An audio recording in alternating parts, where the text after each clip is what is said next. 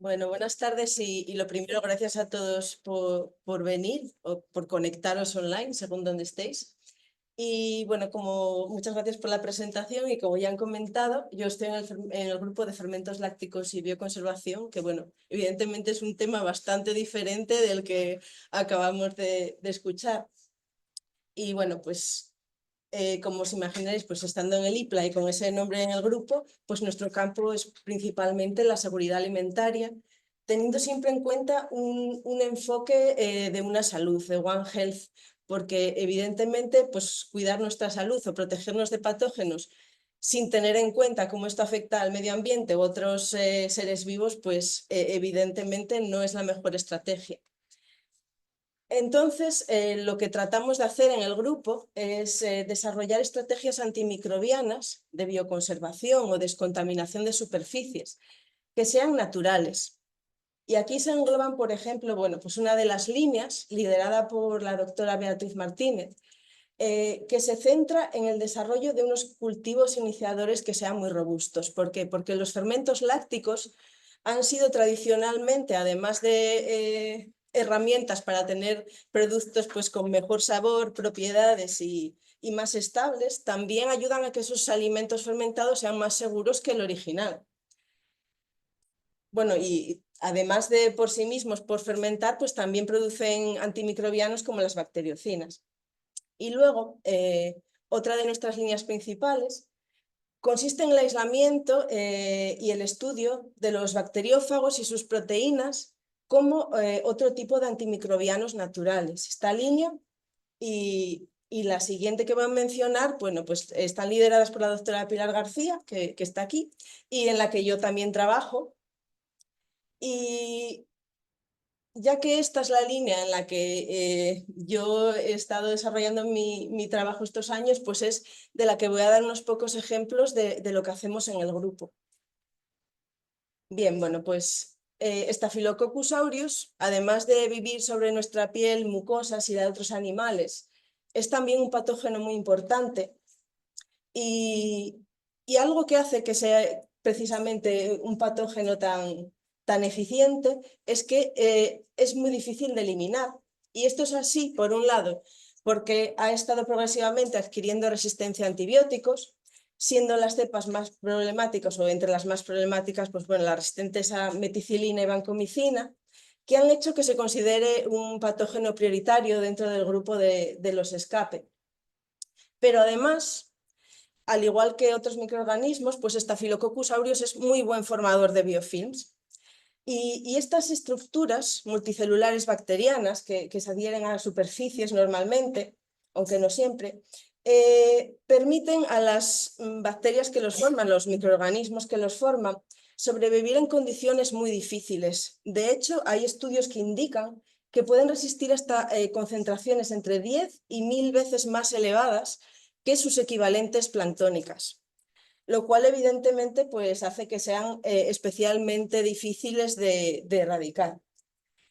Y esta circunstancia, esta elevada persistencia, por así decirlo, se debe a muchos factores. Además, uno de ellos es pues, que esas células dentro de los biofilms suelen estar rodeadas de una matriz extracelular que producen ellas mismas generalmente y que además de dificultar la entrada de esos compuestos antimicrobianos, hace también que se acumulen algunos enzimas, por ejemplo, que degradan a los antibióticos, como por ejemplo beta-lactamasas. Por otro lado, tienen una proporción de células persistentes que son muy tolerantes a antimicrobianos más elevada también que cultivos líquidos. Y bueno, el último que voy a mencionar, aunque hay otros, es que dentro del biofilm no todas las células están en la misma fase de metabolismo, algunas están mucho más activas, las de la superficie, las del interior están con un metabolismo mucho más ralentizado. Y lo que ocurre es que algunos antimicrobianos son más eficaces frente a unas u otras, pero uno de ellos solos no consigue eliminarlas todas, de forma que la población sobrevive. Pues esta forma de vida, por así decirlo, los biofilms son de hecho la más habitual para los microorganismos en la naturaleza, incluido dentro de nosotros. y se sabe, o al menos se considera hoy en día, que están implicados en un porcentaje muy alto de las infecciones, especialmente, pero no exclusivamente las crónicas. Y en el caso de Aureus, su capacidad de formar estos biofilms favorece que cree infecciones que son importantes no solo en clínica, sino en ganadería y veterinaria en general, y también le permite que sobreviva con mucha más eficiencia sobre superficies del ambiente alimentario, desde donde puede pasar a los alimentos y en ocasiones producir enterotoxinas que, además de termoresistentes, es decir, que no las eliminan muchos de los tratamientos de cocinado procesado, también resisten bastante bien el pH ácido del estómago, con lo cual son una causa frecuente de intoxicación. Bueno, pues frente a este problema de los biofilms hay que encontrar nuevas soluciones que podamos combinar con las que ya tenemos, y una de ellas pues, es el uso de los bacteriófagos. Estos virus que infectan específicamente a las bacterias, por lo que son seguros para nosotros, son muy abundantes en la naturaleza, por lo cual pues, tendríamos un arsenal bastante amplio desde donde coger nuevos candidatos. Y tienen una actividad antimicrobiana inherente, ya que su ciclo de multiplicación lítico acaba... perdón, aquí. Con la lisis de la bacteria, de la célula infectada. Es decir, va a explotar y va a hacer que los nuevos virus que se hayan producido dentro de esta salgan al exterior. Como antimicrobiano, una de las características más curiosas o más diferentes, por así decirlo, respecto a otros compuestos, es que los fagos son muy específicos, en ocasiones incluso de cepa, aunque no siempre.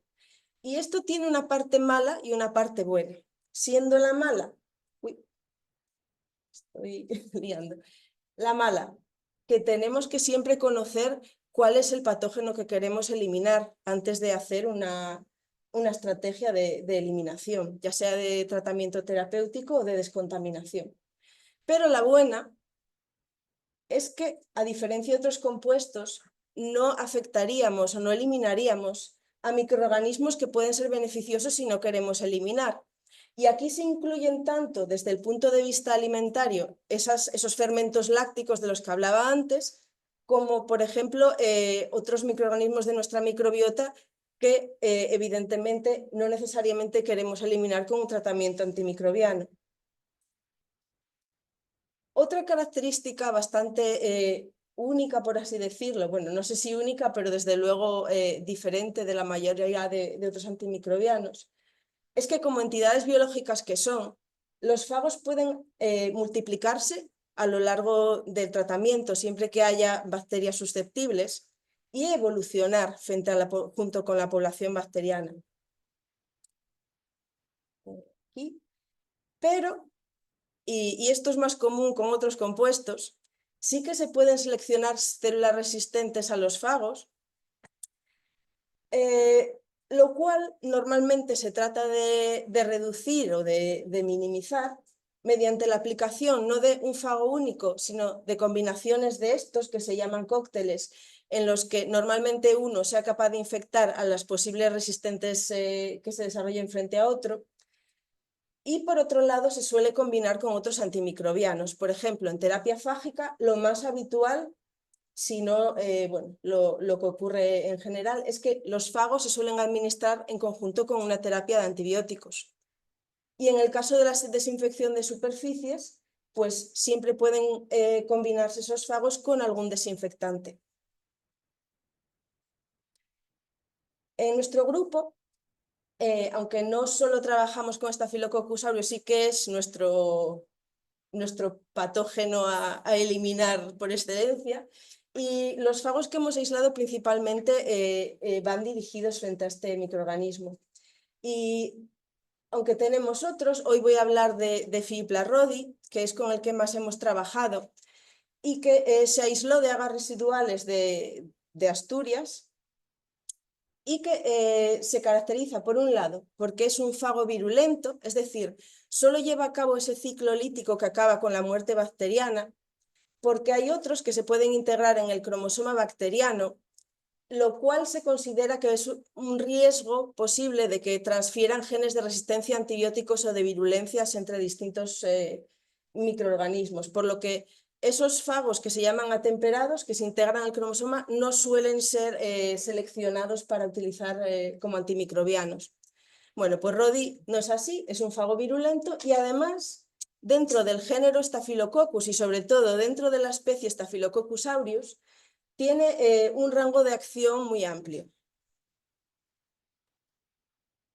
Bueno, por otro lado, hemos demostrado también que este fago es capaz de eliminar células no solo en fase planctónica, en un medio líquido, sino también cuando están dentro de un biofilm, ya sea formado solo por Staphylococcus o cuando Staphylococcus está en combinación con otros microorganismos. Y esto lo puede hacer porque además hemos observado que el fago Rodi puede atravesar estos biofilms y propagarse dentro de ellos si hay una cepa susceptible dentro de los mismos. Y para hacer esto, bueno, pues utilizamos esta estrategia en la que se formaban los biofilms en una membrana que separaba dos cámaras, de forma que medíamos los fagos que habían atravesado la cámara inferior y podíamos mostrar que respecto a un control sin biofilm, que es este primero, en general siempre había un porcentaje de fagos que había atravesado y en algunos casos, en las cepas especialmente susceptibles, además, el número de fagos había aumentado respecto al inóculo, con lo cual se habían podido propagar mientras estaban atravesando el biofilm. Pero, como ocurre con otros antimicrobianos, las condiciones que se dan durante una aplicación en este caso un fago, pero también ocurre con antibióticos o desinfectantes, no son siempre óptimas y a veces la concentración que alcanza al cultivo bacteriano, a las células, es más baja de la que nos permite eliminarlas. ¿Qué ocurre entonces? Bueno, pues en el caso de un fago, el éxito respecto a la eliminación o no de ese patógeno que queremos eliminar está basada en la relación fago-bacteria o MOI. Y esta relación depende mucho también de cuál sea la cepa. Frente a algunas cepas necesitamos relaciones fago-bacteria mucho más elevadas que frente a otras. Y lo que observamos es que cuando utilizábamos dosis subinhibitorias muy por debajo de la contracción mínima inhibitoria del fago, no solamente no eliminábamos el biofilm, sino que además se formaba una mayor cantidad de biomasa que se caracterizaba porque era muy rica en ADN extracelular, que es este rojo que vemos en la foto de la derecha, que es el biofilm infectado. Bueno, el número de células, sin embargo, era parecido, con lo cual el fago no había eliminado la población, o sea, no había reducido la población bacteriana, pero esta tampoco había aumentado. No obstante, aunque no haya más bacterias, el simple hecho de que este biofilm sea más denso, con ese ADN que hace que sea pues más pegajoso, por así decirlo, dificultaba también su eliminación posterior con otros compuestos, con lo cual evidentemente puede ser un problema. Pero, como en todo, siempre es mejor conocer un problema para poder eliminarlo. Y, por ejemplo, en el caso de tratamientos de descontaminación, podríamos minimizarlo añadiendo un enzima de tipo DNasa en ese potencial producto.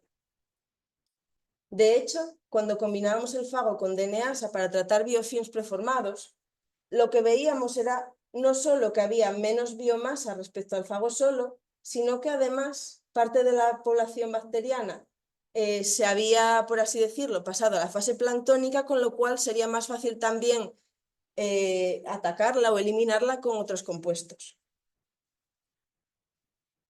Y además, también vimos, para que tenga lugar este aumento de biomasa, era necesario que el pH se redujera a lo largo del proceso de formación del biofilm a un nivel ligeramente ácido, entre 4,75 y 5,5. Por ejemplo, en TSB-glucosa, que es el medio en el que normalmente hacemos los biofilms in vitro, el pH final era aproximadamente de 4,75 y en estas condiciones en las que veíamos ese incremento de la biomasa, pero si no añadíamos la glucosa, de forma que el pH siempre se mantenía por encima de 6, este fenómeno ya no ocurría. Por lo tanto, este es un dato a tener en cuenta cuando estamos pensando en aplicar este fago en un ambiente determinado en función de cuáles sean las características de ese ambiente. Si el pH que va a desarrollarse en dicho ambiente va a ser ácido o no. Y bueno, simplemente pues para comprobar que no era la glucosa la que daba lugar a ese fenómeno y no el pH, lo que hicimos fue, pues, bueno, aquí era TSB sin glucosa con un pH inicial de 7 y aquí utilizamos TSB sin glucosa, un pH inicial de 6, en el que, bueno, pues el final volvía a estar por debajo de 5,5, que es el rango en el que tiene lugar esa acumulación de ADN extracelular, y sí que veíamos ese fenómeno de nuevo. Bueno, pues ya que vemos que el pH evidentemente es bastante importante a la hora de saber si nuestro fago va a ser eficaz o no para eliminar los biofilms, entonces nos fijamos en qué ocurría con la temperatura. Y en concreto, pues ensayamos dos temperaturas diferentes. 37, que bueno, es la temperatura óptima para el crecimiento de Staphylococcus y más similar pues, a las del cuerpo de un mamífero. Y 25 grados, que podemos considerarla pues, aproximadamente más cercana a la temperatura ambiente. Y lo que ocurría es que el fago es bastante más eficaz a temperatura ambiente que a 37 grados. Estudiando más en detalle por qué ocurría esto, pues vimos que había factores que participaban en este fenómeno que venían pues, de los parámetros de infección del propio fago y que además estos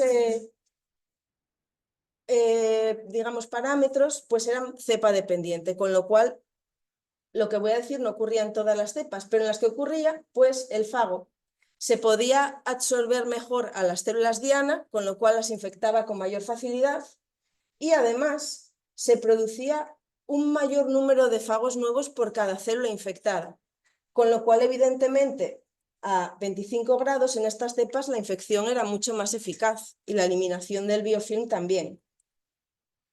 Pero vimos también que había otra serie de parámetros que afectaban más directamente a la población bacteriana que también participaban en esta mayor eficacia a 25 grados.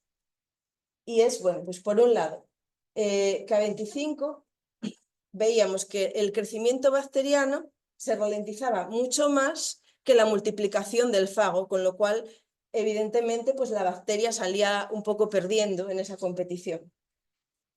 También lo que nos pareció muy interesante es que a 25 grados había una menor selección de células resistentes al fago.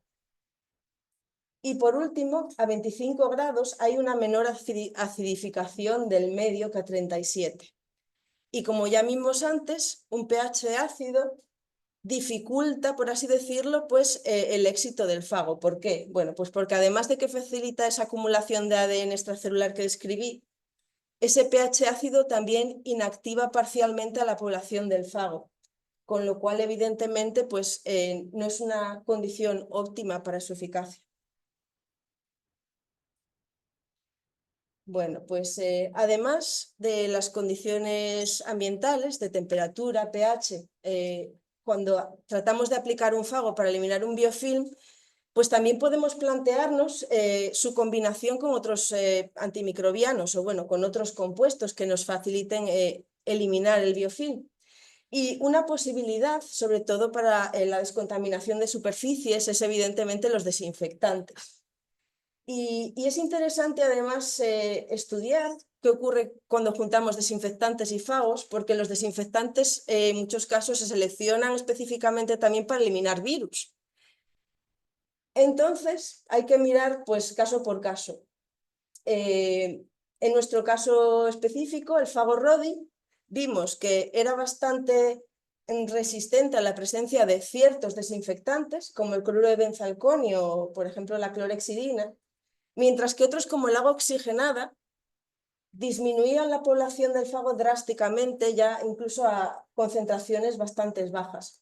Con lo cual, evidentemente, no interesaría nunca, si estamos diseñando un producto basado en este fago para descontaminar superficies, que se incluya agua oxigenada en el mismo, ni tampoco que la superficie se haya tratado previamente con agua oxigenada, o para el caso de otros fagos, pues con otros desinfectantes que lo inactiven. Además de poder ser utilizados por sí mismos, los fagos son también pues, una fuente de inspiración, por así decirlo, para el diseño de otros compuestos para eliminar biofilms. Dentro de estas proteínas, bueno, hay varios tipos, pero yo voy a centrarme en describir dos, que son probablemente los más conocidos. Y el primero de ellos pues, son las proteínas líticas, entre las que se encuentran las endolisinas, o son las más conocidas probablemente, y que concretamente las endolisinas lo que hacen es degradar el peptidoglicano al final del ciclo lítico, y al final lo que esto consigue es que la célula estalle por un choque osmótico. Bueno, pues cuando nosotros producimos esas endolisinas en el laboratorio y las administramos, por así decirlo, desde fuera de la célula en vez de desde dentro, estas también ejercen una actividad antimicrobiana, sobre todo frente a microorganismos gram positivos que no tienen membrana externa. Y además tienen una característica muy interesante, y es que tienen una selección de células resistentes muy baja, ya que su diana, bueno, pues es una molécula que es esencial, evidentemente, para la estructura celular bacteriana. Y además, en nuestro caso, también vimos que, a diferencia de lo que había ocurrido con el fago, algunas endolisinas a dosis incluso muy bajas inhibían la formación de biofilms. Por otro lado, están también las polisacárido despolimerasas, que en este caso concreto, bueno, pues son utilizadas por el fago al inicio, durante esa infección inicial, para degradar ligeramente polisacáridos que están en la matriz de un biofilm o en la superficie celular y poder inyectar su ADN. Bueno, pues estos compuestos, estas proteínas, podemos también producirlas in vitro y utilizarlas como agentes antibiofilms, aunque no tienen actividad antimicrobiana, ya que no matan a las células, simplemente las harían más accesibles a la acción de otros compuestos, como bueno, podrían ser antibióticos o en nuestro caso los fagos, ya que lo que hemos estado haciendo también recientemente es combinar este fago RODI con distintas proteínas fágicas. Por un lado, lo combinamos con una proteína lítica, la CHAP-SH3B, que había sido diseñada también en nuestro grupo, y que es concretamente una de las que vimos que tiene actividad inhibidora de la formación de biofilms. Y lo que observamos es que si tratábamos biofilms preformados con el fago solo o la proteína sola, no se veía pues, una reducción bastante significativa del número de células ni de la biomasa, mientras que la combinación sí que daba una reducción bastante importante. Y en el caso de una despolimerasa, la DPO7, vimos también un resultado bastante similar, donde los compuestos individuales realmente no tenían gran eficacia ante biofilms, pero la combinación sí que era bastante eficaz. Con lo cual, podemos también plantearnos pues, que este tipo de combinaciones serían muy interesantes a la hora de diseñar esos posibles productos antibiofilm, donde combinemos otros antimicrobianos o incluso simplemente pues, compuestos que nos ayuden a desagregar esa estructura para que el fago, en este caso concreto, sea mucho más eficaz. Y bueno, ya a modo de conclusión, con lo que hemos hecho hasta el momento, pues simplemente podemos decir que los fagos pueden infectar células de Staphylococcus aureus que forman parte de biofilms, pero que es importante seguir conociendo cómo afectan distintos factores ambientales o la combinación con distintos compuestos para poder optimizar esa eliminación en el ambiente concreto en el que nosotros queremos que actúe. Y ya para terminar, pues muchísimas gracias a todos por la atención, gracias a la gente del IPLA y del grupo de IRISAFE, tanto los que están aquí como los que ya no están en el grupo, y gracias a nuestros colaboradores también y fuentes de financiación.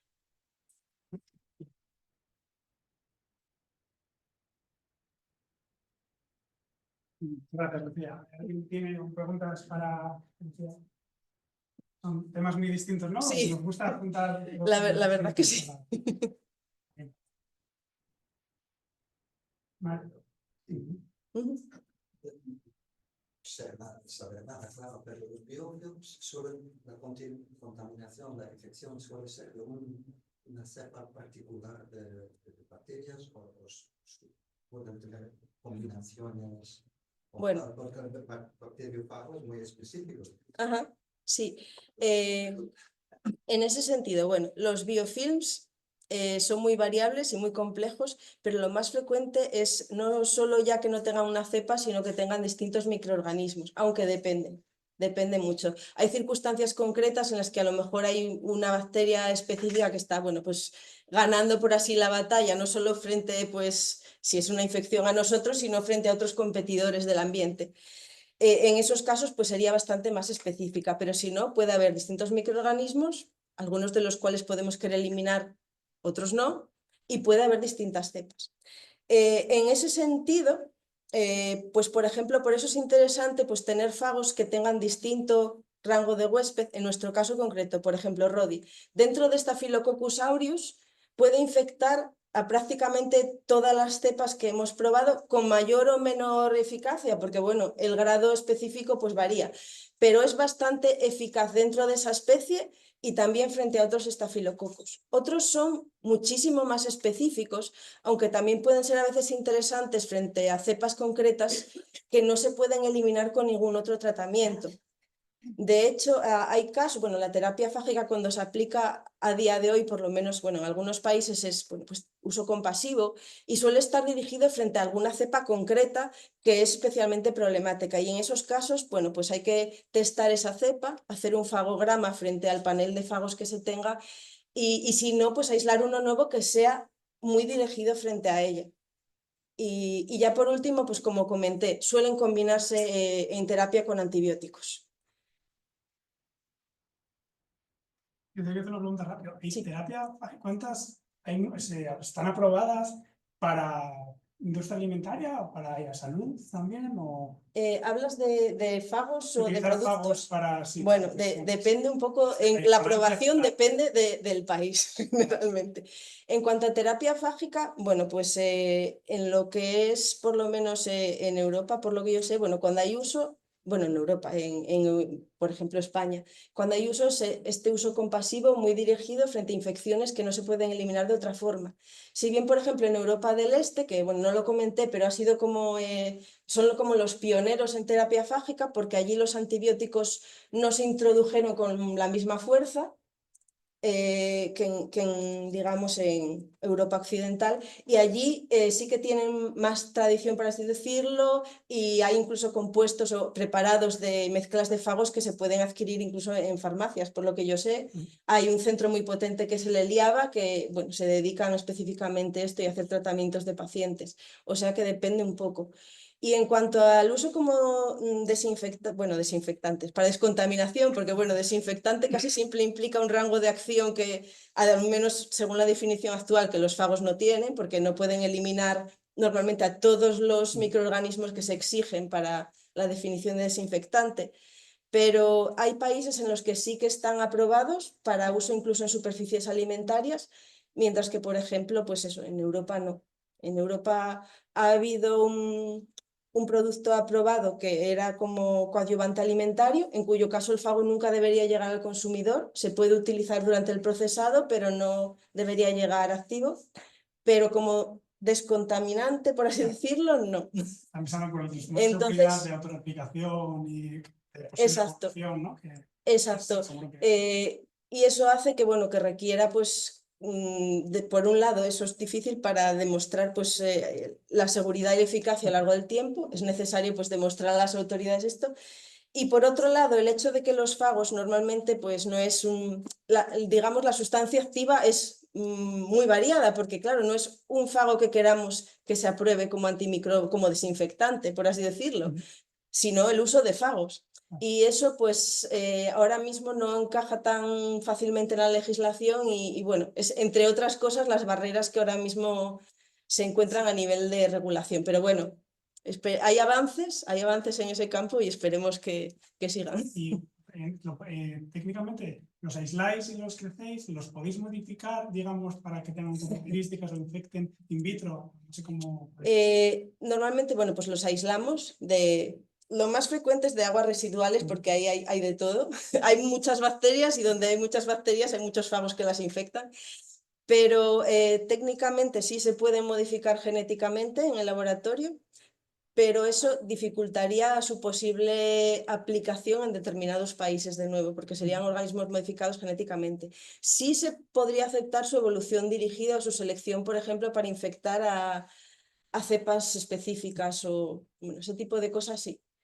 Y luego hay países donde sí que está aceptado. Por ejemplo, hubo un caso hace unos años, era una paciente que tenía fibrosis quística que se trató con fagos y bueno, había sido bastante mediático. Y los fagos que se utilizaron, en este caso fue en Estados Unidos el tratamiento, sí que habían sido modificados genéticamente porque eran de estos atemperados que se incluyen en el cromosoma y se había eliminado pues esa parte de su genoma para que no lo hicieran. Muchas preguntas. Yo tenía una curiosidad, pero que es un poco en la línea que preguntabas. Tampoco están aprobados, entiendo, por ejemplo, para descontaminar superficies. Se está pensando en hospitales, porque el estafilococcus ¿no? Es la técnica de Sí. que sale. A día de hoy en Europa no. Como digo, espero que, bueno, se están haciendo bastantes pasos en el campo de, bueno, los productos de fitosanitarios, que parece que no están relacionados, pero el hecho de que tengan un camino hacia su regularización en Europa, yo creo que podría abrir el camino hacia la regularización para uso, pues, como biocidas, que sería esa línea. Y bueno, de cara a un futuro yo espero que sí, pero todavía no. Y ahí habías mostrado el ejemplo del peróxido que inactivaba Sí. la combinación, digamos, no óptima, ¿no? Sí, sí. ¿Se ha encontrado lo contrario en algún caso? Yo que sé, que algún desinfectante, no sé, más tipo alcalino o algo, no sé, esto es de algo que potencie. Que potencie de momento no, o sea, sinergia no, sí que hemos visto efecto, digamos, aditivo, es decir, que bueno, pues que la acción de ambos no impide la del otro, lo cual, bueno, ya en sí mismo es un bastante, pero sinergia de momento con desinfectantes no, sí lo hemos visto pues con las proteínas líticas, con algún antibiótico también es frecuente ver pues sinergia, aunque no siempre. Pero con desinfectantes concretamente habría que seguir estudiando y también cada caso, porque cada fago puede tener distinta susceptibilidad, digamos, a la inactivación por estos, que ya en sí mismo es un reto.